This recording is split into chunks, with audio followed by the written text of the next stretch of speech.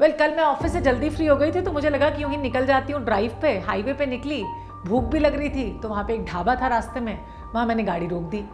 अब बाहर बारिश हो रही थी और अंदर से खाने की खुशबू आ रही थी तो मुझे लगा अच्छी सी शाम गुजर जाएगी।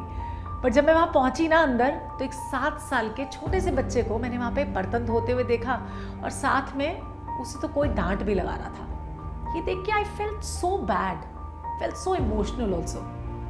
इतना ही नहीं है, मेरे अपार्टमेंट में बिल्डिंग के नीचे कुछ मजदूर भी बिना खाए पिए घंटों तक काम कर रहे होते हैं और मालिक उन पे जोर से आके चिल्ला के चला जाता है जैसे वो कुछ है ही नहीं।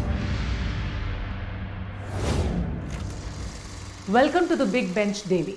कहते हैं ना, मजदूर का पसीना सूखने से पहले उसकी मजदूरी उसको मिल जानी चाहिए।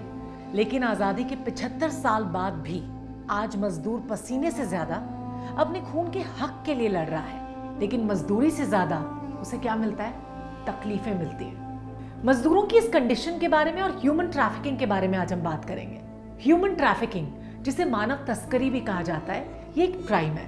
फिजिकल टॉर्चर, प्रोस्टिट्यूशन से लेके बंधुआ मजदूरी और बच्चों तक की ह्यूमन ट्रैफिकिंग की जाती है। Do you know?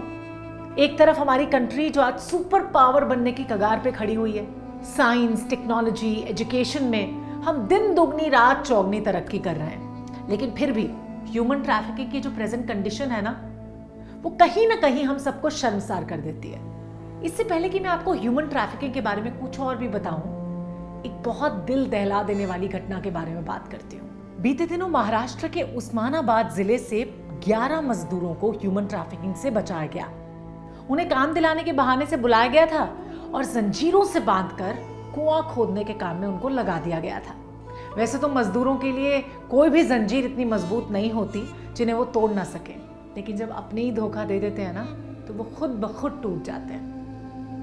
Not only this, पिछले साल देश के अलग अलग जगहों से असम की 6 माइनर लड़कियों को मानव तस्करी से बचाया गया था, जिन्हें 33 साल के आदमी के साथ शादी करने के मोटिव से 1.5 लाख रुपए में बेच दिया गया था। इसके अलावा राजस्थान के डूंगरपुर डिस्ट्रिक्ट में 14 साल की एक बच्ची को किडनैप करके उसे बंधक बना लिया गया था और बाद में इस लड़की को 3 स्टेट्स में 5 अलग अलग लोगों को बेचा गया। Can you imagine? Can you believe on this? ऐसे और भी कई केसेस हैं जिसको सुनते ही ना रूह कांप जाती है। ड्रग्स और वेपन्स की ट्रैफिकिंग के बाद ना ह्यूमन ट्रैफिकिंग दुनिया का सबसे बड़ा ऑर्गेनाइज्ड क्राइम है। रिपोर्ट्स की माने ना तो 82% ह्यूमन ट्रैफिकिंग महिलाओं के फ्लैश ट्रेड के लिए की जाती है। बच्चों की तस्करी भी होती है, उनसे भीख मंगवाने के लिए, होटल ढाबों पे काम करवाने के लिए, अलग अलग दुकानों पे काम करवाने के लिए। एनसीआरबी के डेटा के मुताबिक ह्यूमन ट्रैफिकिंग पिछले 10 सालों में 25 गुना बढ़ गई है, 25 टाइम्स। इस बात से एक चीज बिल्कुल क्लियर है कि ह्यूमन ट्रैफिकिंग के बारे में सरकार को कोई ना कोई कदम तो उठाना ही चाहिए। गहराई से इस बारे में सोचने की जरूरत है। ऑल्दो ह्यूमन ट्रैफिकिंग के लिए कानून तो बनाया जा चुका है, आरोप अगर साबित होता है तो जुर्माने के साथ साथ 7 साल से लेकर लाइफ टाइम इम्प्रिजनमेंट तक की भी सजा है। अब द बिग बेंच पे बैठ के सोचने वाली बात यह है कि सरकार ने तो कानून बना दिया, लेकिन ह्यूमन ट्रैफिकिंग के केसेस कम नहीं हो रहे। कुछ घटनाएं तो हम सबके आसपास होती हैं, हम देखते हैं लेकिन चुप रहते हैं। क्यों? तो अगर आप अपने आसपास ऐसा कोई भी केस देखते हैं तो प्लीज चुप मत बैठें, एक कोशिश जरूर करें। वो कहते हैं ना, अगर हमें समाज को बदलना होता है तो हमें पहला स्टेप खुद के घर से लेना चाहिए। बस आपको ऐसा ही करना है। हो सकता है कि आप इसमें डायरेक्टली इन्वॉल्व ना हो पाए क्योंकि इनके पीछे क्रिमिनल्स होते हैं, तो आप पुलिस की मदद ले सकते हो, एनजीओज का हेल्प ले सकते हो, ह्यूमन ट्रैफिकिंग सेल में आप कंप्लेंट कर सकते हो। आजकल तो टेक्नोलॉजी का भी सहारा ले सकते हो, एक वीडियो बना दो, वायरल कर दो, ह्यूमन ट्रैफिकिंग को रोक सकते हो आप इससे।